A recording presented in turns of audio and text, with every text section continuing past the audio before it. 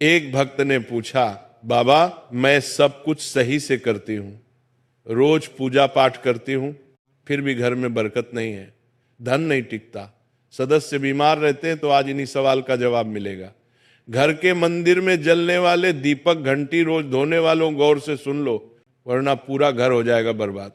आप सभी का दिल से आत्मा की गहराइयों से स्वागत है। जीवन में चाहे कितनी भी मुश्किलें क्यों ना आए, एक चीज कभी मत भूलिए, पूजा मंदिर में रखी घंटी, देवी देवताओं की मूर्तियां और जलते दीपक के साथ कुछ गलतियां ऐसी होती हैं जो अगर हो गई तो किस्मत का पहिया उल्टा घूमने लगता है। ऐसा दुर्भाग्य आता है कि संभलना भी नामुमकिन हो जाता है। घर में बरकत रुक जाती है, खुशियां सूख जाती हैं और गरीबी ऐसे कदम जमा लेती है कि चाहकर भी हटती नहीं। हो सकता है आप भी अनजाने में वही गलतियां कर रहे हो, इसलिए पैसा पास टिकता नहीं, घर में अशांति रहती है और सफलता बस दूर से हाथ हिलाती है। हम बिना समझे जाने अनजाने कुछ ऐसा कर बैठते हैं जो हमारे भाग्य का दरवाजा बंद कर देता है, और जब सब हाथ से निकल जाता है तब हमारे पास रह जाता है सिर्फ पछतावा और ताने। लेकिन घबराइए मत, आज इस प्रवचन में हम आपको पूजा मंदिर से जुड़ी हुई रहस्यपूर्ण बातें बताएंगे, जिन्हें सुनकर आपका दिल खुद कहेगा, गुरु जी आपने तो मेरी सोई किस्मत जगा दी। तो इस प्रवचन को अंत तक देखना, क्योंकि ये सिर्फ जानकारी नहीं, ये आपकी जिंदगी बदलने की कुंजी है। बहुत से लोग पवित्र वस्तुओं को धर्म का प्रतीक मानकर मंदिर में रख लेते हैं, लेकिन वही सबसे बड़ी गलती कर बैठते हैं।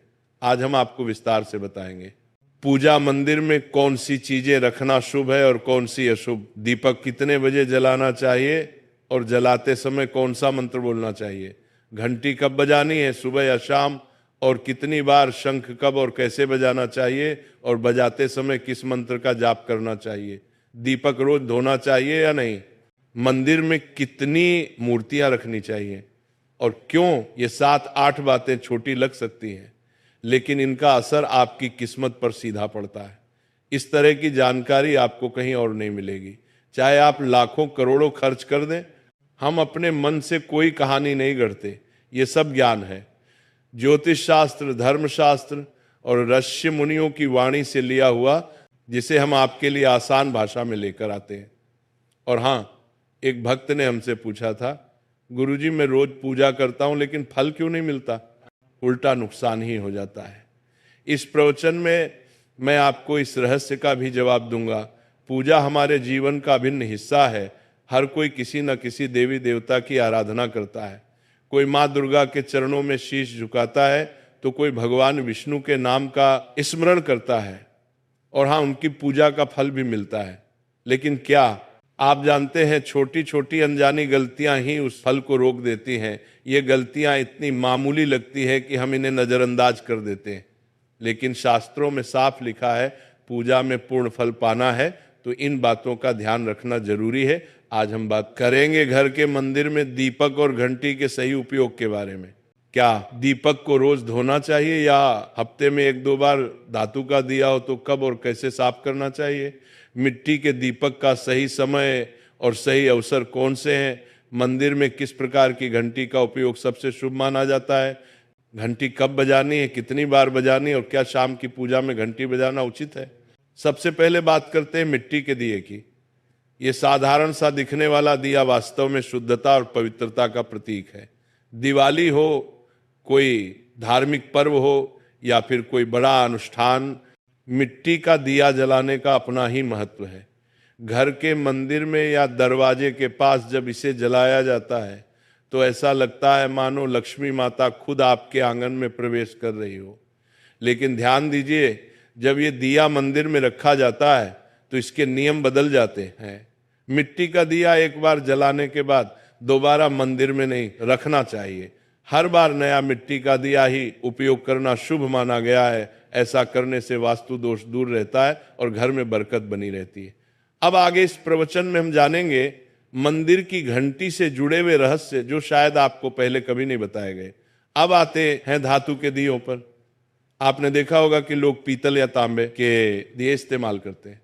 ये न केवल सुंदर होते हैं बल्कि इनका धार्मिक महत्व भी अत्यंत गहरा है।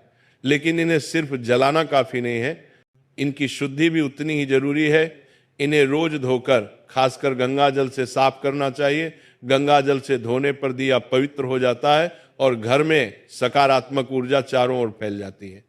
अगर आप हफ्ते में केवल 1-2 बार इन्हें साफ करते हैं तो ये पूरी तरह से शुद्ध नहीं हो पाते, इसलिए इसे अपनी रोजाना की आदत बना ले। और अब आते हैं घर के मंदिर की घंटी पर। पीतल की घंटी की ध्वनि ऐसी होती है जो वातावरण की नकारात्मक ऊर्जा को तुरंत दूर कर देती है और सकारात्मकता का प्रवाह बढ़ा देती है। लेकिन इसे कभी भी दक्षिण दिशा में ना रखें, यह अशुभ माना जाता है। घंटी को हमेशा पूजा स्थल के पास या मंदिर के प्रवेश द्वार पर रखें।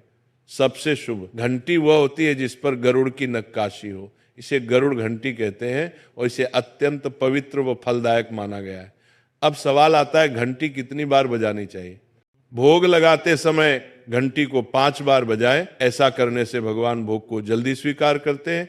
पूजा के दौरान घंटी को जोर जोर से या लगातार नहीं बजाना चाहिए, सिर्फ 3 बार बजाना ही उचित है। घंटी को हमेशा दाहिने हाथ से बजाएं और इसका मुख पूजा स्थल की ओर होना चाहिए। याद रखिए, घंटी को सुबह की पूजा में ही बजाना शुभ माना गया है। शाम की पूजा में घंटी बजाने से बचना चाहिए क्योंकि शास्त्रों में इसे उचित नहीं माना गया है। इन नियमों का पालन करने से आपका पूजा पाठ कई गुना अधिक फलदायक और प्रभावी हो जाएगा। यह बातें छोटी लग सकती हैं, लेकिन इनका असर आपकी किस्मत पर गहरा पड़ता है। एक और बहुत ही महत्वपूर्ण बात जो अक्सर लोग नजरअंदाज कर देते हैं, जब भी आप किसी मंदिर जाएं, खासकर घर के बाहर वाले मंदिर में, तो मंदिर में प्रवेश करते समय ही घंटी बजे, मंदिर से बाहर निकलते समय घंटी बजाने की कोई आवश्यकता नहीं होती। जब आप घंटी बजाते हैं तो ये सिर्फ आवाज नहीं होती, ये भगवान को दिया गया संकेत होता है, प्रभु मैं आपके द्वार पर आ चुका हूं, आपकी शरण में हूं।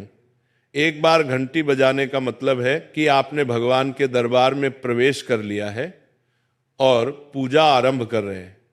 2 बार घंटी बजाने का अर्थ है कि आप अपनी प्रार्थना, अपने मन की बात सीधे भगवान के समक्ष रख रहे हैं।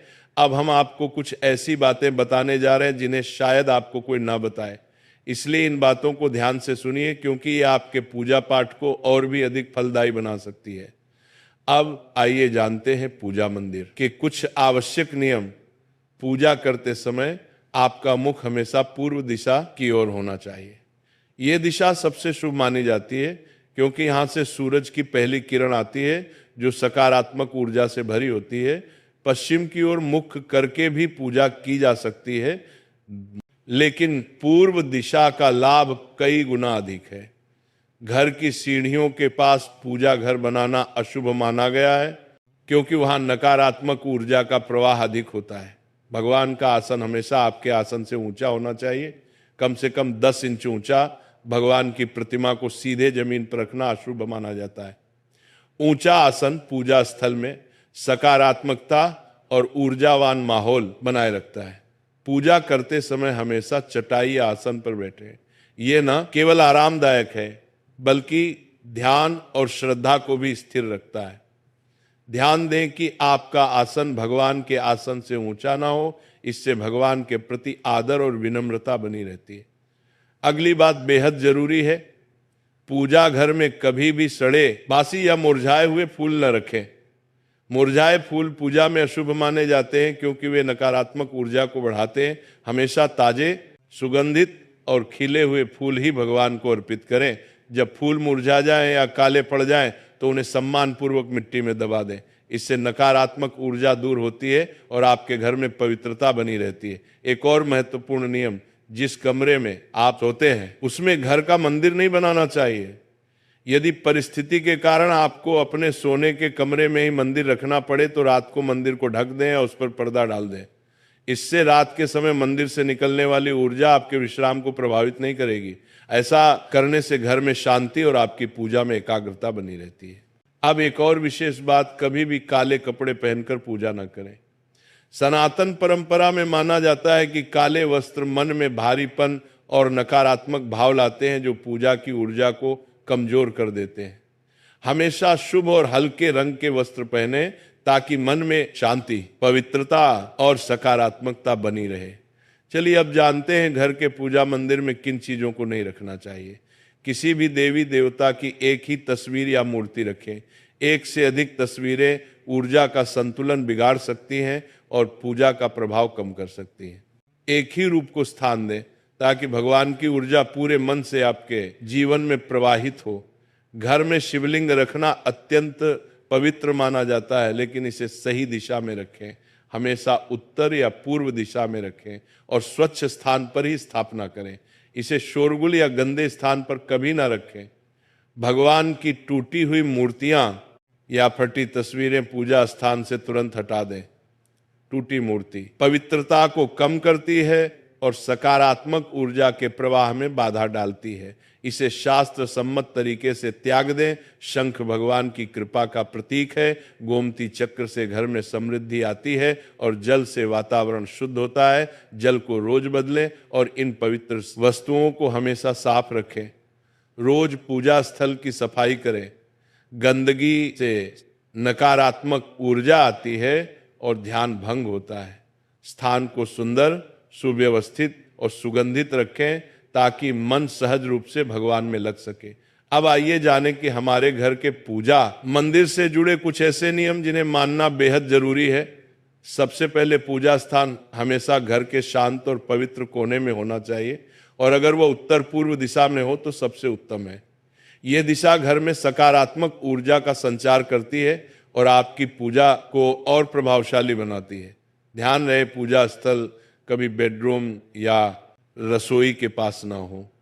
ये स्थान दैनिक कार्य और हलचल से भरे होते हैं जहां नकारात्मक ऊर्जा भी पनप सकती है। मंदिर के आसपास का वातावरण हमेशा साफ सुथरा और सुव्यवस्थित रखें ताकि आपका मन पूजा में एकाग्र हो सके। अब बात करते हैं दीपक और उनसे जुड़े महत्वपूर्ण नियमों की। दीपक जलाना सिर्फ एक परंपरा नहीं बल्कि ये भगवान के आशीर्वाद और कृपा का प्रकाश है जो आपके घर और जीवन में उजाला भर देता है। दीपक को हमेशा भगवान की मूर्ति के सामने रखें ताकि उसकी रोशनी सीधे भगवान तक पहुंचे और आपके पूजा स्थल को पवित्रता से भर दे। याद रहे टूटा हुआ दीपक कभी न जलाएं और पूजा के समय एक साथ 2 दीपक खासकर तेल और घी के भी ना जलाएं क्योंकि दोनों की ऊर्जा अलग होती है और गलत तरीके से जलाने से पूजा की शक्ति कम हो सकती है।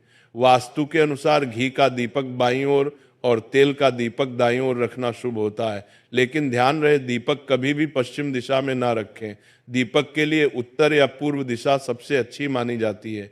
साथ ही बत्ती का मुंह भी हमेशा इन दिशाओं की ओर होना चाहिए ताकि सकारात्मक ऊर्जा का प्रवाह और अधिक बढ़ सके। घी के दीपक में रुई की बत्ती और तेल के दीपक में लाल मौली की बत्ती का प्रयोग करें। रुई की बत्ती से प्रकाश स्थिर और शुद्ध होता है जबकि लाल मौली वाले बत्ती से वातावरण में शुभ ऊर्जा का संचार होता है। नवरात्रि या विशेष अवसरों पर माँ दुर्गा और माँ लक्ष्मी के सामने गोल बत्ती का दीपक ना जलाए क्योंकि इसे अशुभ माना जाता है। और एक नियम याद रखें, घी का दीपक जलाने के तुरंत बाद तेल का दीपक ना जलाएं। इनके बीच थोड़ा अंतर रखें ताकि वातावरण में संतुलन और पवित्रता बनी रहे। इन छोटे छोटे नियमों का पालन न सिर्फ आपके घर में शांति और समृद्धि बनाए रखेगा बल्कि आपकी पूजा को भी अधिक फलदायी बना देगा। अब 6वीं बात ध्यान से सुनिए। दीपक हमेशा उसी समय जलाना चाहिए जब भगवान जाग रहे हों। जैसे सुबह के शांत और पवित्र समय में जब पहली किरणें धरती को छूती हैं उस समय पूजा करते हुए दीपक जलाएं। फिर शाम को आरती के समय जब दिन की थकान ढल रही हो और वातावरण शांत हो रहा हो उस समय का दीपक वातावरण को और भी पवित्र कर देता है। ये दोनों समय सिर्फ पूजा के लिए ही नहीं बल्कि ध्यान और आत्मिक ऊर्जा को महसूस करने के लिए भी सर्वश्रेष्ठ होते हैं। इन पलों में दीपक जलाने से घर में सकारात्मक ऊर्जा का प्रवाह बढ़ता है और आपका मन भी निर्मल होता है। 7वीं बात, दीपक जलाना केवल धार्मिक नियम नहीं है, वास्तुशास्त्र और ज्योतिष शास्त्र में भी इसका गहरा महत्व बताया गया है। दीपक जलाने से न केवल घर में सकारात्मक ऊर्जा का संचार होता है बल्कि हमारे जीवन के 7 चक्रों को संतुलित करता है। यह नकारात्मकता को दूर करके वातावरण को शुद्ध करता है और आपके मन को शांति प्रदान करता है। दीपक की हल्की स्थिर लौ मानो भगवान का आशीर्वाद आपके जीवन को रोशन कर रही हो। इसीलिए जब भी आप दीपक जलाएं, ऊपर बताए गए सभी नियमों का पालन जरूर करें। यही नियम आपके जीवन में भगवान की कृपा को स्थायी बनाएंगे और घर में सकारात्मकता का प्रवाह निरंतर बनाए रखेंगे।